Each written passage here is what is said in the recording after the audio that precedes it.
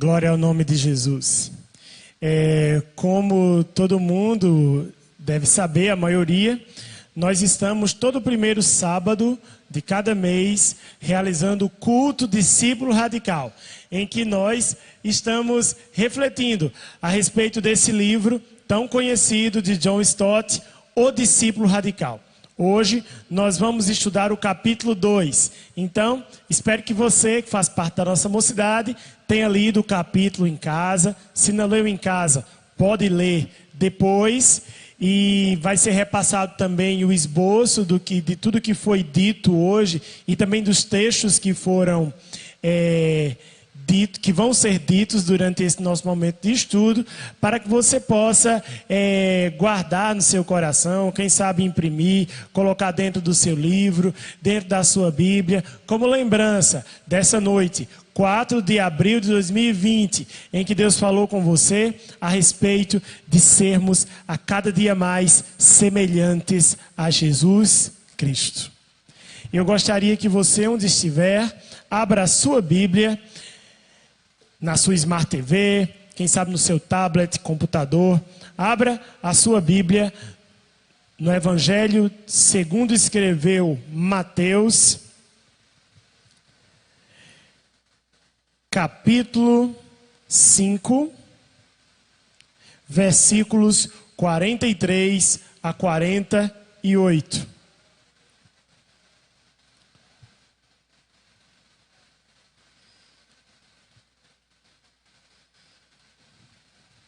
Mateus capítulo 5, versículos 43 a 48, diz assim: Palavras de Jesus.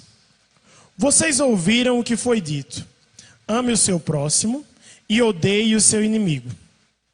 Eu, porém, lhes digo: amem seus inimigos e orem pelos que perseguem vocês, para demonstrarem que são filhos do Pai de vocês que está nos céus. Perceba bem nessa parte, para que vocês demonstrem que são filhos do Pai de vocês que está nos céus. Amem os seus próximos. Amem seus inimigos. Orem pelos que perseguem vocês. Versículo 46. Versículo 45, perdão. Para demonstrarem que são filhos do Pai de vocês que está no céu, porque Ele faz o seu sol nascer sobre maus e bons, e vir chuvas sobre justos e injustos. Porque se vocês amam aqueles que os amam, que recompensa terão? Os publicanos também não fazem o mesmo? Versículo 47. E se saudarem somente os seus irmãos, o que é que estão fazendo demais? Os gentios também não fazem o mesmo? Portanto, sejam perfeitos como é perfeito o Pai de vocês que está no céu. Vamos repetir a leitura do verso 48 de Mateus, versículo 5. Portanto, sejam perfeitos como é perfeito o Pai de vocês que está no céu. Todas as pessoas, elas perguntam: qual é o meu propósito? De onde eu vim? Para onde eu vou? O que é que eu vou fazer hoje? O que é que eu vou fazer amanhã? Nesses tempos de quarentena, nós estamos ressignificando a nossa vida. A gente não é habituado muito a ficar parado e a gente busca novas coisas para fazer ou novas formas de fazer as coisas que nós realizamos no cotidiano. Nós, às vezes, ficamos entediados, perturbados, angustiados, quando a gente não pode fazer aquilo que a gente quer. A gente passa a vida toda buscando fazer algo.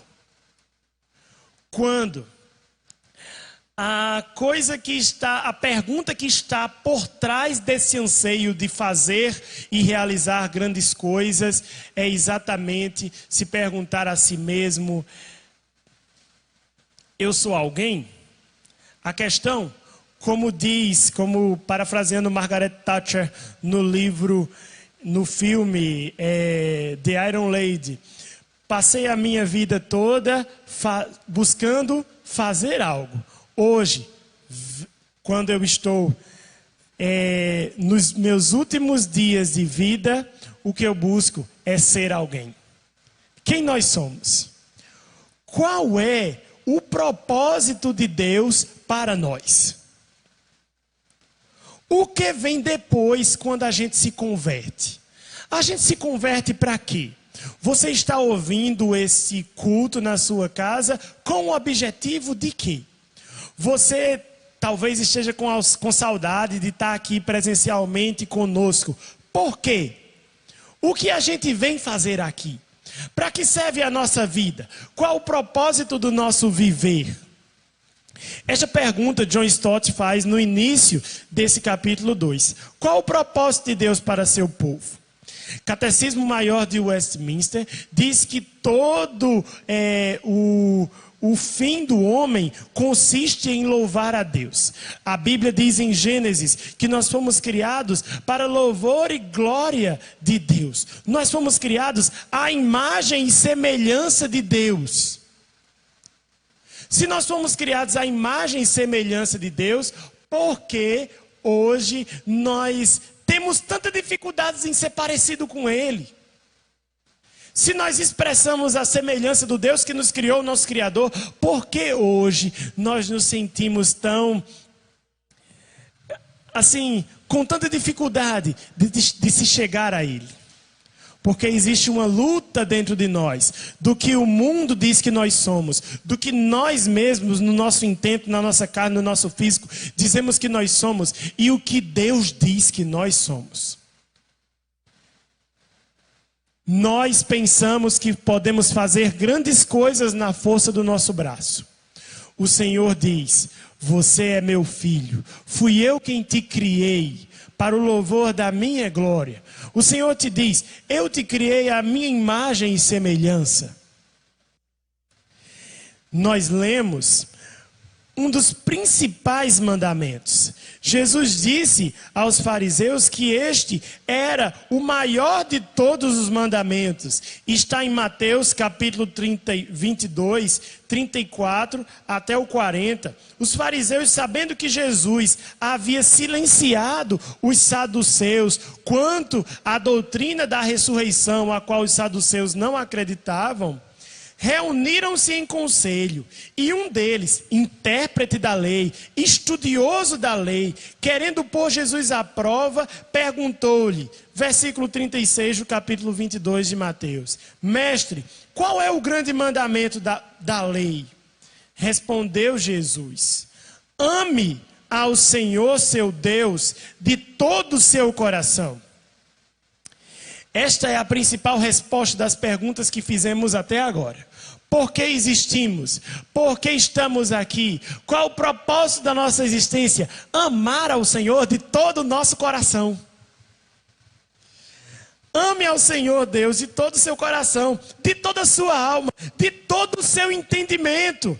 Nós lemos no início do culto hoje, o louvor composto pelo apóstolo Paulo, depois que ele descreveu com uma riqueza de detalhes a doutrina da salvação, ele disse: quem conheceu a mente do Senhor, quem foi seu conselheiro, porque dele, para ele, por meio dele são todas as coisas, a ele pois a glória eternamente, amém. Nós existimos para isso, para amar a Deus. Este é o grande e primeiro mandamento. E o segundo, semelhante a este, é: ame o seu próximo como você ama a você mesmo. Destes dois mandamentos dependem a lei e os profetas. Mateus capítulo 5, versículo 45 diz: para que você se torne filho do Pai Celeste. Se você ora ao Pai dizendo: Pai nosso que estás no céu, se você chama o seu Deus de Pai, é porque você sabe que você é filho. E se você é filho, você deve andar na semelhança do Pai. Como a gente pode ser semelhante a Deus, a gente vai ver durante esse nosso tempo de estudo. Fique bem atento. Tenho certeza que Deus tem uma palavra para você. os judeus interpretavam o texto de Levítico 19:18, citado por Jesus, quando Jesus disse, ame o seu próximo. Jesus disse, ouviste o que foi dito, amem o seu próximo, odeie o seu inimigo. Eu digo a vocês, amem seus inimigos e orem pelos que perseguem vocês. Eles interpretavam Levítico 19:18 à luz dos salmos imprecatórios 139 e 140. Talvez você me pergunte, o que é salmo imprecatório? É exatamente aqueles momentos em que os salmistas praguejam, em que os salmistas desejam o mal. No Salmo 139, o salmista diz, Senhor, faz apartar de mim os homens de sangue, eu os aborreço, os homens sanguinários, com ódio consumado. Davi estava falando dos seus inimigos.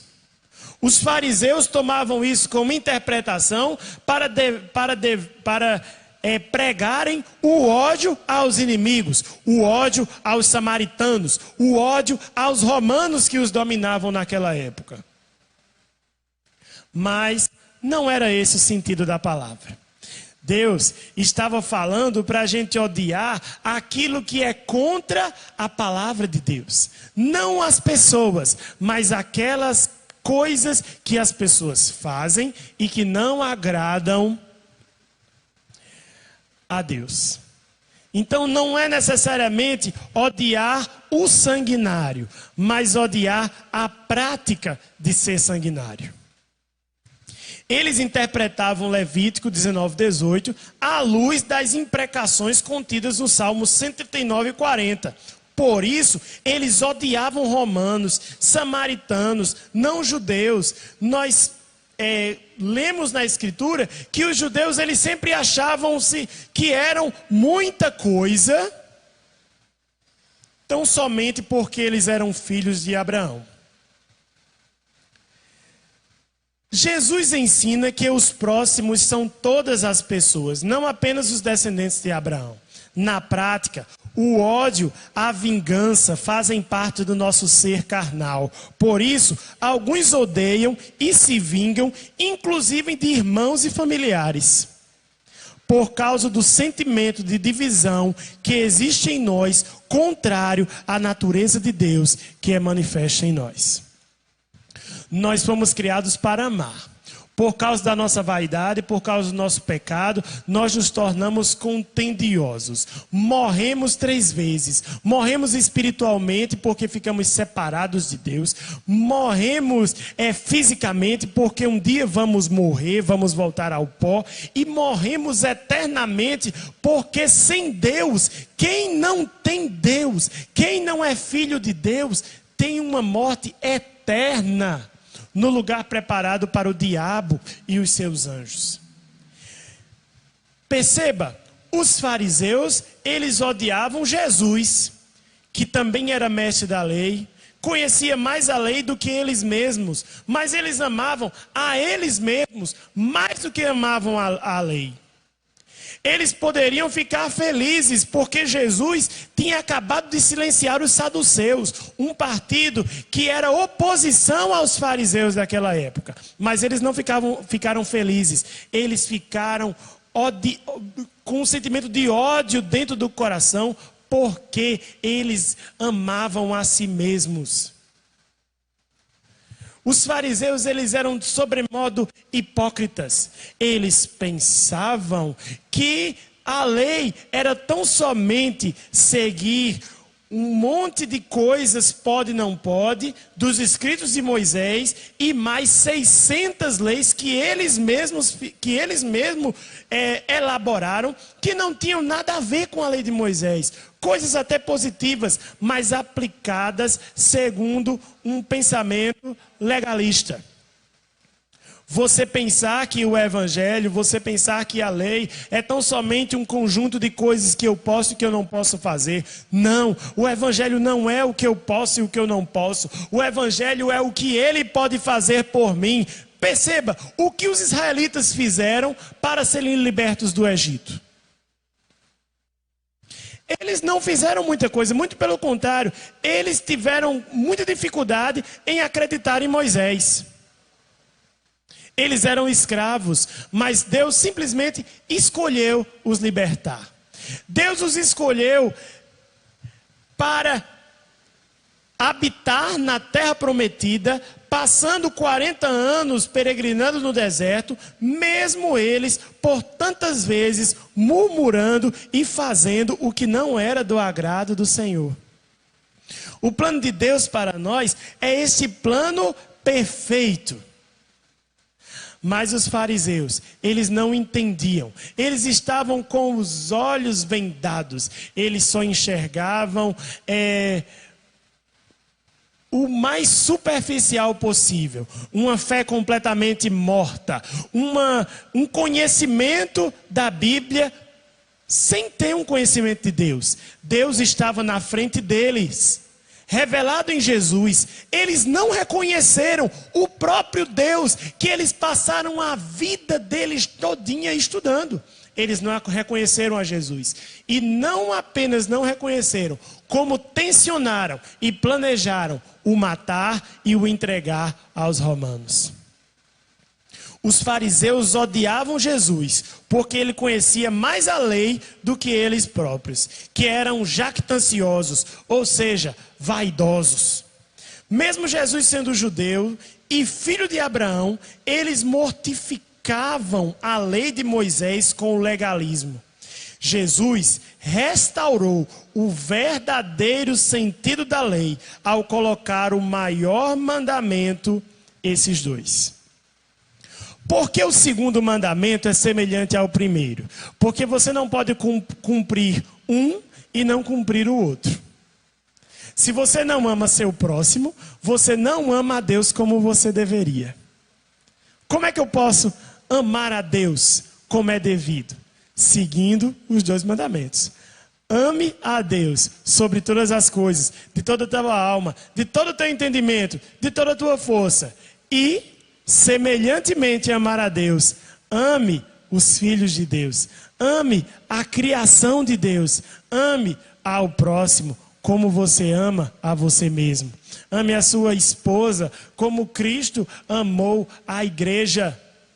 O padrão que nós estamos estudando aqui é sermos semelhantes a Cristo para que nos tornemos filhos do Pai Celeste, como está descrito em Mateus 5, versículo 45. A vontade de Deus é que sejamos semelhantes a Cristo, o seu Filho. A vontade de Deus para nós, o propósito de Deus para nós, é que sejamos semelhantes a Cristo em eternidade. Eu gostaria que você lesse comigo 3 passagens da Escritura. Romanos capítulo 8, versículo 29. 2 Coríntios capítulo 3, versículos de 13 a 18. E 1ª carta de João, capítulo 3, versículo 2.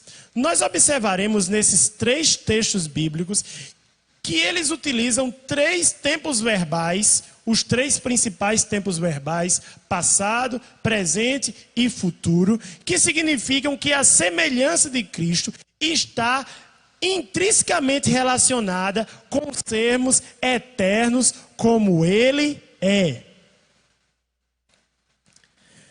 Semelhante a Cristo como um processo, cada dia mais como Ele é. Romanos 8, 29 decreta que sermos semelhantes a Cristo é um propósito eterno. Nós fomos predestinados para sermos a sua imagem, é escolha, é decreto de Deus, não escolha nossa. Que diz, Romanos 8, versículo 29, pois aqueles que Deus de antemão conheceu, Ele também predestinou para serem conformes à imagem de seu Filho. Nós fomos predestinados na eternidade para sermos imagem de Cristo, a fim de que Ele seja o primogênito Não o único Filho de Deus, mas o primogênito Filho de Deus, entre muitos irmãos. Não irmãos assim, como Jesus, mas co-irmãos, filhos por adoção.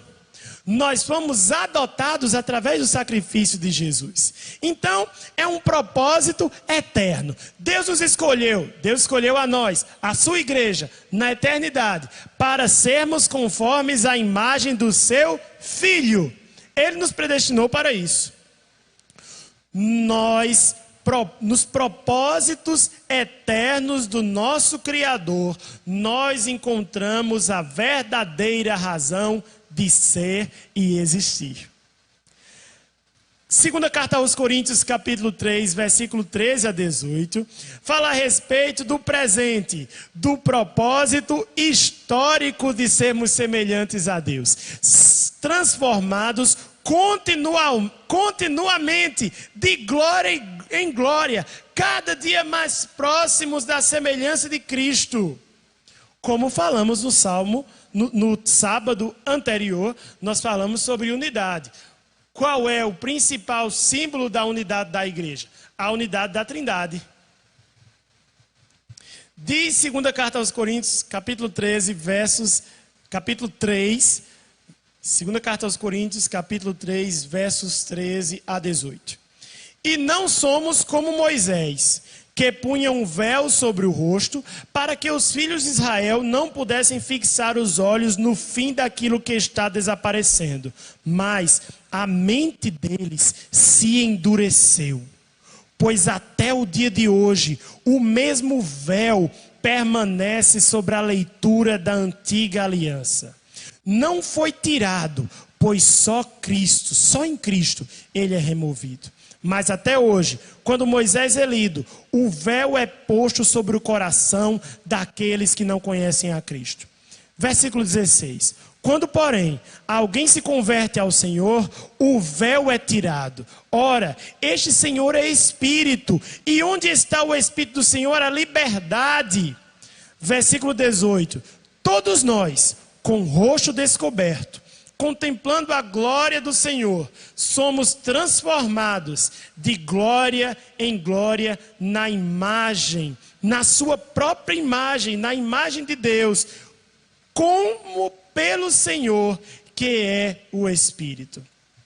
Paulo está fazendo referência ao rosto de Moisés, que resplandeceu quando ele desceu do Monte Sinai e se apresentou aos israelitas com as tábuas dos 10 mandamentos.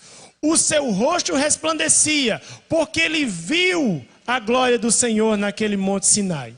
As pessoas se assustaram e Moisés colocou um véu sobre o seu rosto para que as pessoas não temessem Moisés, para que as pessoas pudessem ouvir a Moisés sem o temer, sem correr da presença dele, porque Moisés estava diferente de todo mundo, com o rosto resplandecendo.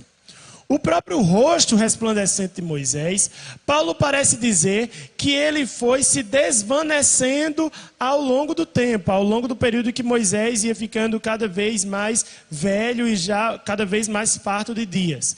Paulo diz que o véu sobre o rosto de Moisés tem a ver com o próprio véu que separava no templo em Jerusalém o lugar santo do lugar santíssimo.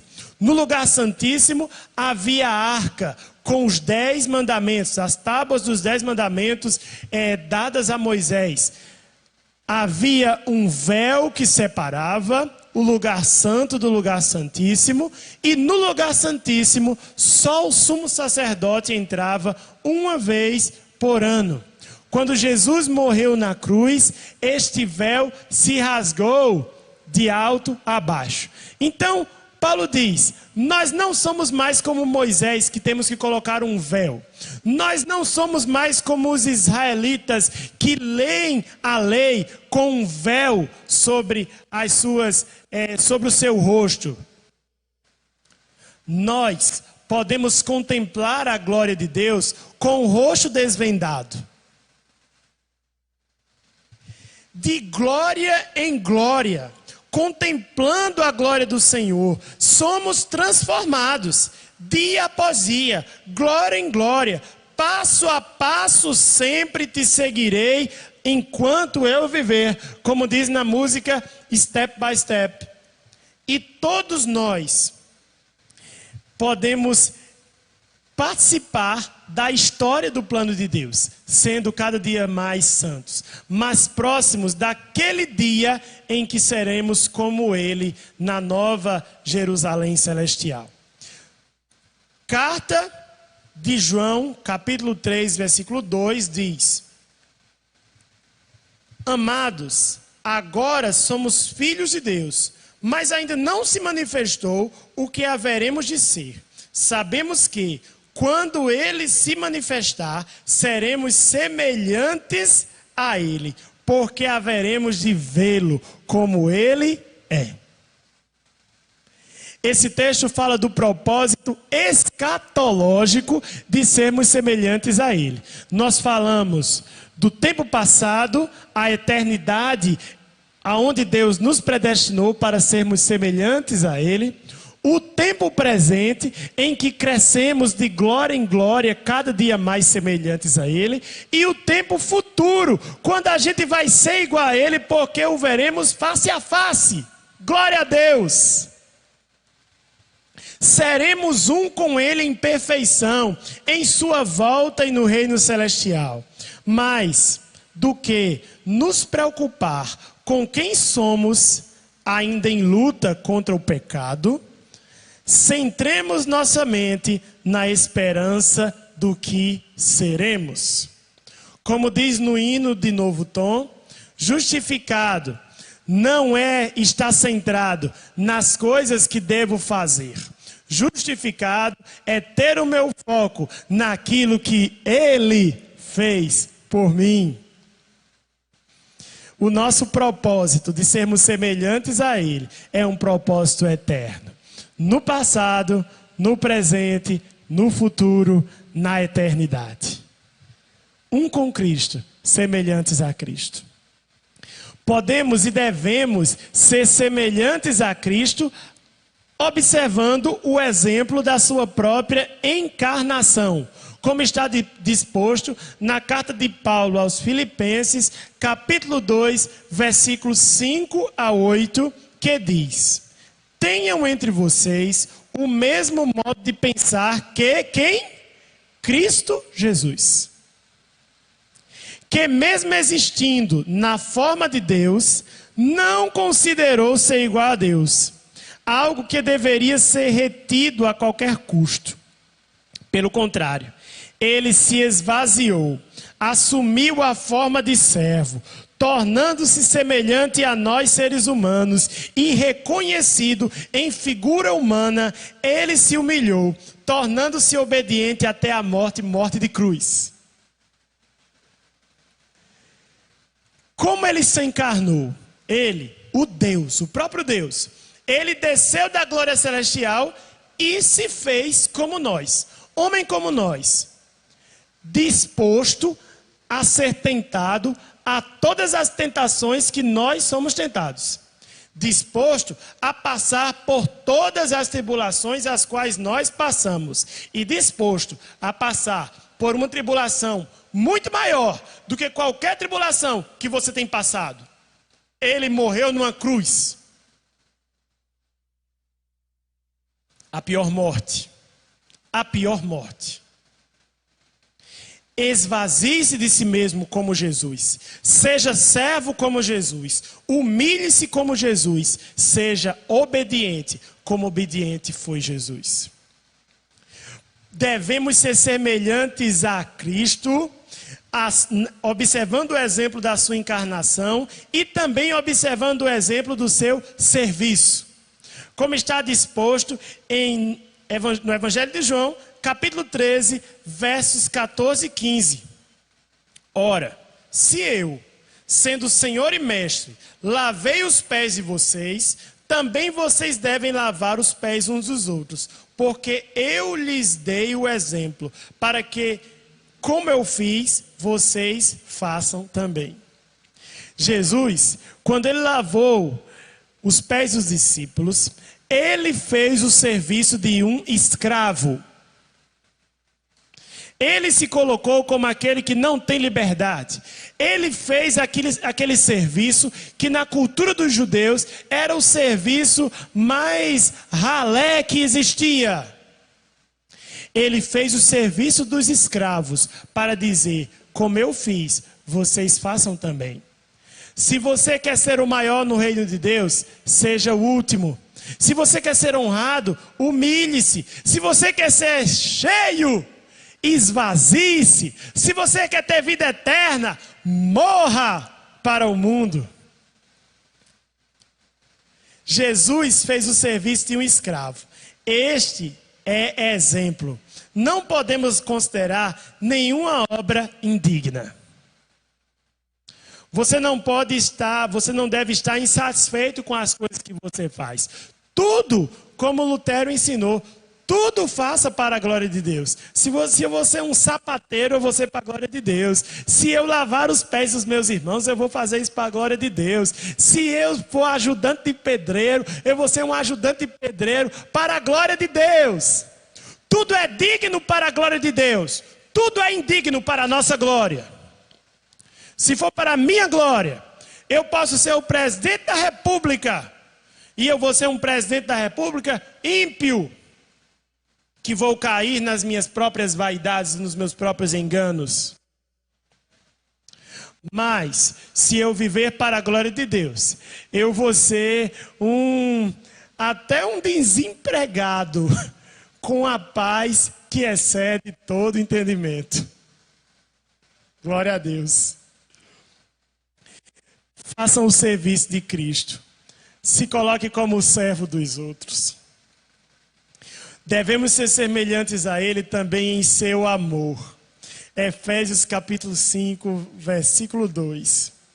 Vivam em amor, como também Cristo nos amou e se entregou por nós, como oferta e sacrifício de aroma agradável a Deus.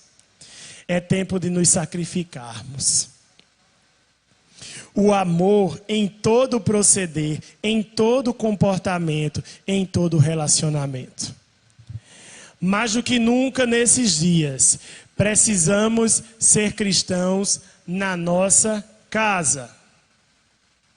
Quando todos nós podíamos estar aqui junto aos irmãos, com uma assembleia presencial de irmãos, muitos seguiam o Evangelho só aqui. Liam a Bíblia só aqui.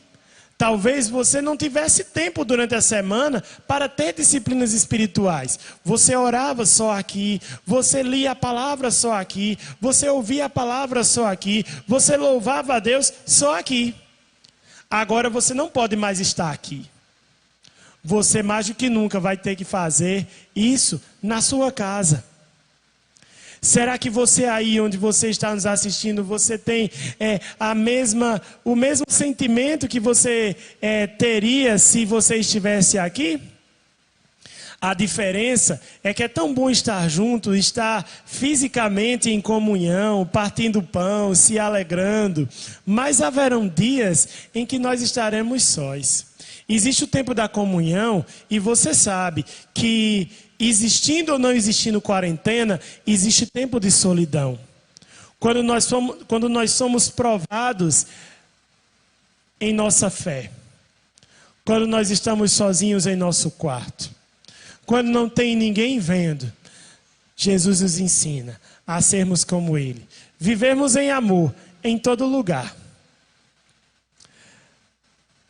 Em casa, no trabalho, em todo o nosso procedimento. Devemos ser semelhantes a Cristo, observando também o exemplo da sua longanimidade. Ter um ânimo longo, suportar, ter paciência em tudo. Se você puder, onde você estiver, abra sua Bíblia na primeira carta de Pedro, capítulo 2, versículos 18 a 21. Sejam obedientes. Servos. Sejam obedientes ao Senhor de vocês, com todo temor. E não somente se ele for bom e cordial, mas inclusive se o Senhor de vocês for mau.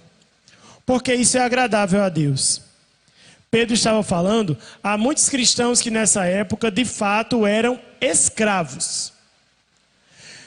Se você estudar a história do cristianismo, você vai ver que os primeiros cristãos eram pobres, eram escravos, eram servos, muitos eram escravos. E Pedro diz: sejam obedientes aos senhores de vocês, não apenas se os senhores de vocês forem bons, sejam obedientes a eles também se eles forem maus. Versículo 19, do capítulo 2 de 1 Pedro. Porque isso é agradável a Deus, que alguém suporte tristezas, ser longânimo, sofrendo injustamente, por motivo de sua consciência para com Deus. Pois, que glória há, se pecando e sendo castigados, por isso, vocês suportam com paciência. Se, entretanto, quando praticam o bem, vocês são igualmente afligidos e suportam com paciência, isto é agradável a Deus. É aí que a nossa fé é provada. Quando alguém pisa no nosso calo, quando aquela pessoa, ela não está retribuindo amor, não. Ela quer que a gente tenha raiva mesmo. Ela está nos provocando, ela está provando a nossa fé. Mais adiante nós vamos ver um pouquinho sobre como a gente deve ser o Evangelho. Não apenas pregar o Evangelho, mas ser. Porque para isto mesmo, versículo 21, vocês foram chamados, pois também Cristo sofreu no lugar de vocês, deixando o exemplo para que vocês sigam os seus passos. Devemos ser semelhantes a Jesus, a partir da sua encarnação, em seu serviço, em seu amor, em sua longanimidade. E também sermos semelhantes a Cristo em sua missão. Evangelho de João, nós vamos ler partes do versículo do capítulo 14, partes do capítulo 17 e partes do capítulo 20. Evangelho de João, versículo 14. Em verdade lhes digo. Evangelho de João, capítulo 14, versos 12 e 13. Em verdade lhes digo, que aquele que crê em mim, fará também as obras que eu faço, e outras maiores fará, porque eu vou para junto do Pai, e tudo que vocês pedirem em meu nome, isto farei, a fim de que o Pai seja glorificado no Filho. Quem crê em Jesus, faz as obras de Jesus. Mas como é que eu vou fazer a obra? Tudo o Senhor vai prover. Algumas pessoas leem esse texto pensando que a gente vai pedir tudo a Deus, sobretudo no que concerne a coisas materiais, e Ele vai nos dar. Não. A palavra também diz, pedis e não recebeis porque pedis mal. Nós devemos pedir exatamente aquilo que está no propósito de Deus para que o reino cresça. E tudo isso vai nos ser dado. Tudo que a gente pedir para que o reino de Deus cresça. Porque a nossa oração não é para que Deus saiba o que a gente precisa. Não. Nós oramos para que na oração Deus fale conosco e Ele nos diga o que nós precisamos fazer para sermos semelhantes a Ele a cada dia. Porque para isto mesmo vocês foram chamados, pois também Cristo sofreu no lugar de vocês, deixando exemplo para vocês. Sigam seus passos. Aqueles que receberam a Cristo, receberam também a execução de suas obras e outras maiores. Então, quem segue a Cristo é uma testemunha do Evangelho de Cristo. Faz a missão a qual Cristo nos predestinou na eternidade. Quem crê em Cristo busca ser semelhante a Cristo, faz as obras de Cristo e outras maiores, porque Ele está conosco. João capítulo 17, versículo 18 diz: Jesus, orando por sua igreja, diz: assim como tu me enviaste ao mundo, também eu os enviei para o mundo. Ele foi enviado para enviar a nós. Nós somos os Cristos, os pequenos Cristos. É esse o significado da palavra cristão, pequeno Cristo. Nós somos representantes dele em nossa vida, não apenas no que falamos, mas no que vivemos. O que John Stott chama de missão encarnacional. Que a paz esteja com vocês, assim como o Pai me enviou, eu também envio vocês. João capítulo 20, verso 21. Michael Hansey diz: nós declaramos e recomendamos a fé à medida que saímos e penetramos nas dúvidas dos duvidosos, nas perguntas dos questionadores e na solidão daqueles que perderam o rumo. O Espírito do Senhor desce sobre você e Ele te ungiu para levar boas novas aos cativos,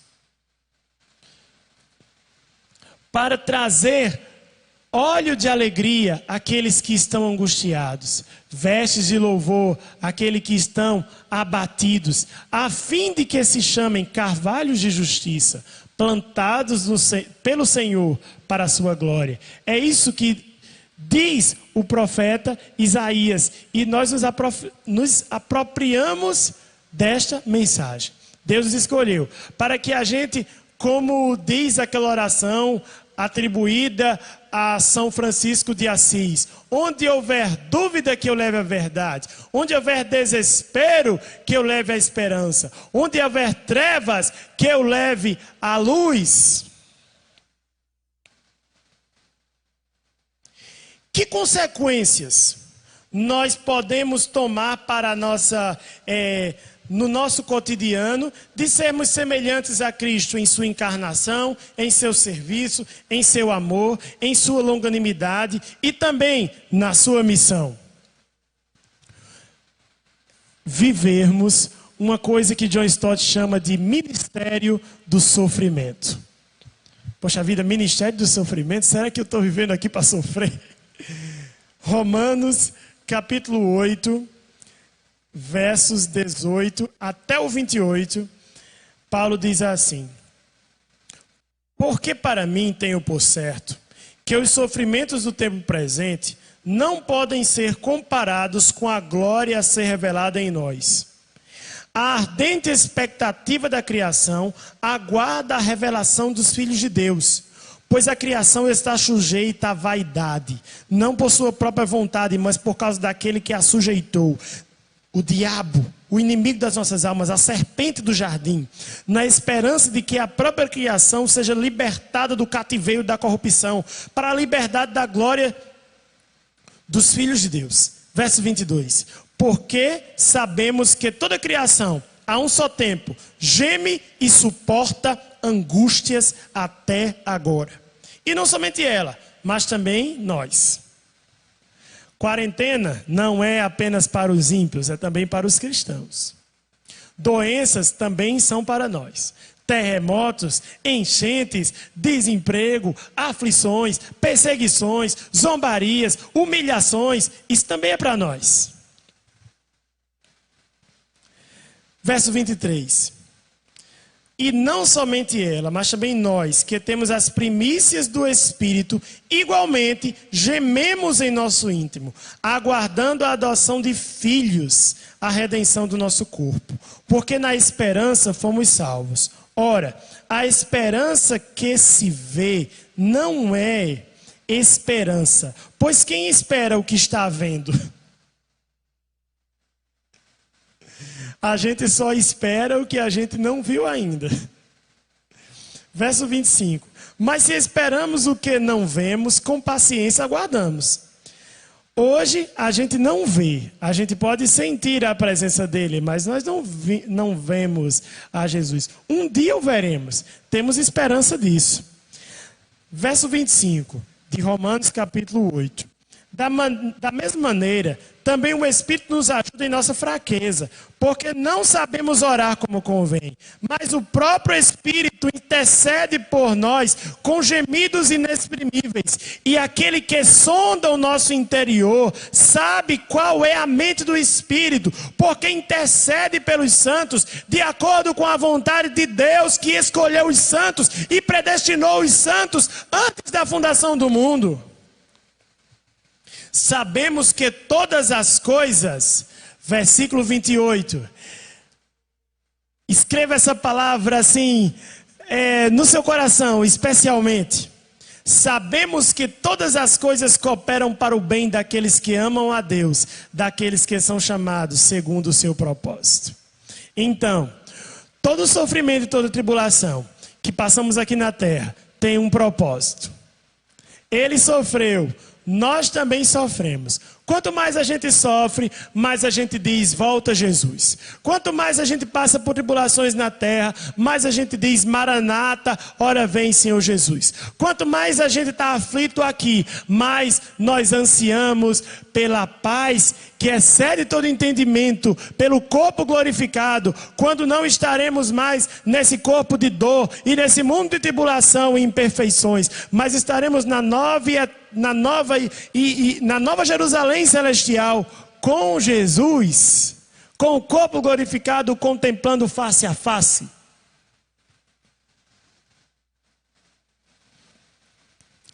Somos chamados para isso. Paulo diz em Gálatas capítulo 4, verso 19: Meus filhos, por quem de novo estou sofrendo as dores de parto.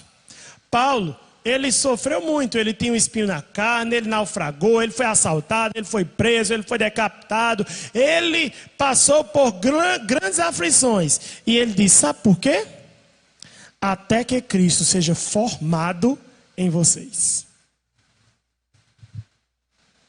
Ou seja, Paulo amou a Deus sobre todas as coisas, e ao próximo como a si mesmo, ele se entregou, ele entregou a própria vida para o ministério. Por isso ele diz, eu estou sofrendo dores de parto, até que Cristo seja formado em vocês. E nós estamos aqui falando do apóstolo Paulo. Nada do que ele fez foi em vão. Ele cumpriu a carreira, ele cumpriu o propósito, ele cumpriu tudo o que Deus o designou a fazer. O desafio do Evangelho. Isso é uma consequência de ser semelhante a Cristo. Você ser o Evangelho. Romanos capítulo 2, versículos 23 e 24 diz: Você que se gloria na lei, desonra a Deus pela transgressão da lei? Pois, como está escrito, o nome de Deus é blasfemado entre os gentios por causa de vocês. Se você se diz cristão e não vive o evangelho de Cristo, se você apenas prega e você não é o evangelho, o nome de Cristo é blasfemado entre os não crentes por causa de você. É isso que Paulo declara. Se nós dizemos que somos cristãos, nós devemos andar como Cristo andou. O nome de Deus é blasfemado entre os gentios por causa de vocês. Ele disse isso aos judeus porque eles se gloriavam na lei, desonravam a Deus pela transgressão da lei. Eles falavam muito da lei, mas eles não seguiam a lei. Tanto é que o cumprimento da lei, Jesus Cristo, apareceu na frente deles e eles não reconheceram. E finalmente, consequência de ser semelhante a Cristo é ser habitação do Espírito. Talvez até agora você tenha ouvido tudo que eu falei e tenha pensado assim: é muito difícil.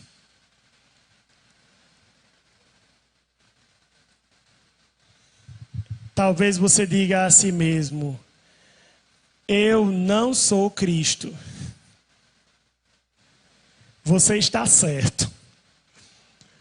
Você não pode ser Cristo. Você não tem condições. Você é corruptível. Todos nós somos falhos. A gente não pode ser como Cristo em nós mesmos. Por isso a gente precisa que Ele habite em nós. William Temple diz assim: não adianta você me dar uma peça como Hamlet ou Rei Lear e me dizer para escrever algo assim. Shakespeare podia fazer isso, eu não. Não adianta me mostrar uma vida como a de Jesus e me dizer para viver como ele. Jesus era capaz, eu não. Porém, se o gênio Shakespeare pudesse vir morar em mim, então eu poderia escrever as peças como as dele. E se o Espírito de Deus pudesse morar em mim, então eu viveria uma vida como a ele. O segredo está aí. A gente só pode ser cristão se Cristo habitar em nós. Esta é a conclusão desse estudo. É impossível sermos semelhantes a Cristo sem que Ele habite em nós.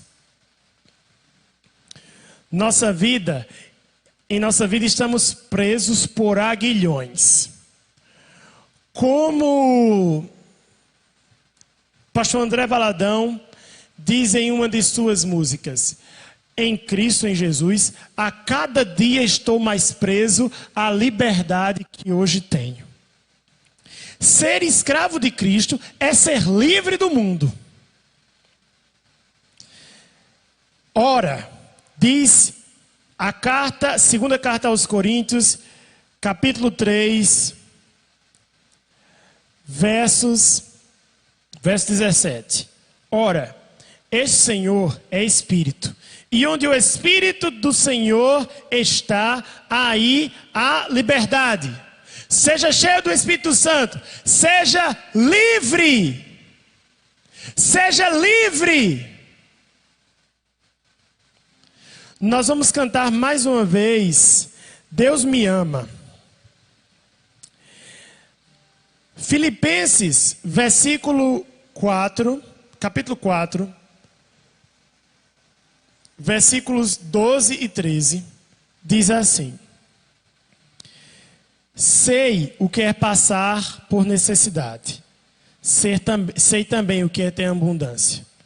Aprendi o segredo de toda e qualquer circunstância, tanto de estar alimentado, como de ter fé, tanto de ter em abundância, como de passar necessidade.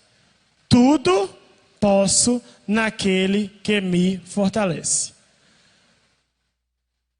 Parafraseando esse texto: nada posso na força do meu braço. Não posso fazer as obras de Cristo. Não posso ser semelhante a Cristo. Mas se Cristo me fortalecer, eu posso. Se Ele me encher, eu posso. Talvez você não conheça o Espírito Santo. Talvez você não conheça o que é ser cheio. Talvez você não conheça esse amor eterno com o qual Deus te amou. O Senhor te convida nesta noite de sábado a ser cheio do Espírito Santo. Atos, capítulo 2, verso 38 e 39. Pedro diz: arrependam-se e cada um de vocês seja batizado em nome de Jesus Cristo para a remissão dos seus pecados, e vocês receberão o dom do Espírito Santo, porque a promessa é para vocês e para os seus filhos e para todos os que ainda estão longe, isto é, para todos aqueles que o Senhor nosso Deus chamar. Você quer ser semelhante a Cristo, você vai ser semelhante a Cristo. Quanto mais você for cheio do Espírito Santo, quanto mais você transbordar, quanto mais você multiplicar. Em nós não somos nada, em Cristo tudo podemos, somos seus filhos, co-herdeiros do céu.